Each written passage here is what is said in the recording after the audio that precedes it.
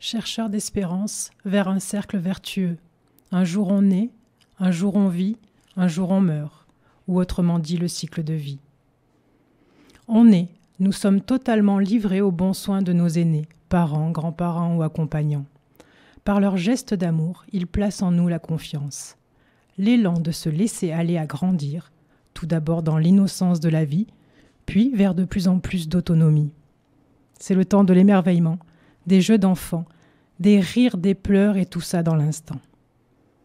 On vit, nous sommes responsables de nos vies, de nos choix, mais aussi de nos non-choix parfois. C'est la phase de construction, profession, maison, éducation. C'est notre tour de prendre soin de nos enfants. On occupe des emplois souvent prenants, tantôt passionnants, tantôt nourriciers, parfois nourrissants. Le temps se resserre, parfois il vient à manquer. Alors nous cherchons du sens dans cette existence. On meurt, nous sommes des passeurs.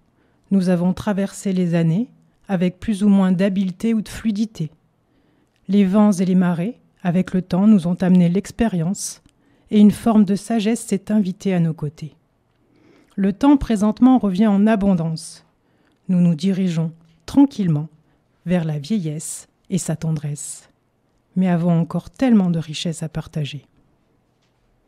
Et la joie dans tout ça.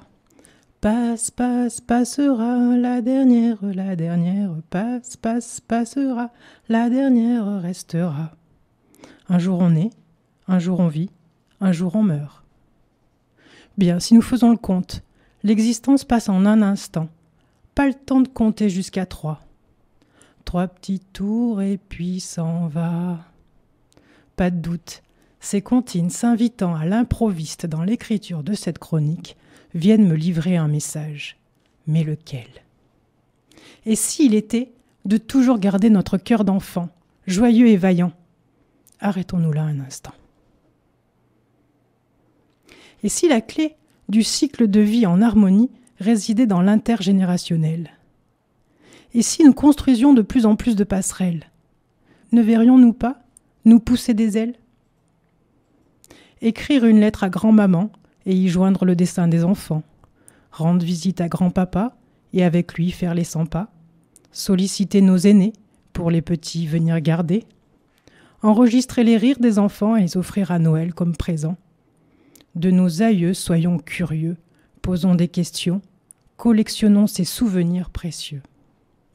Mais également, aidons-les à franchir le pas de la modernité, pour toujours rester connectés, même à pépé mémé. Et vous aujourd'hui, qu'allez-vous créer pour nourrir votre cœur d'enfant ? C'est à vous de jouer.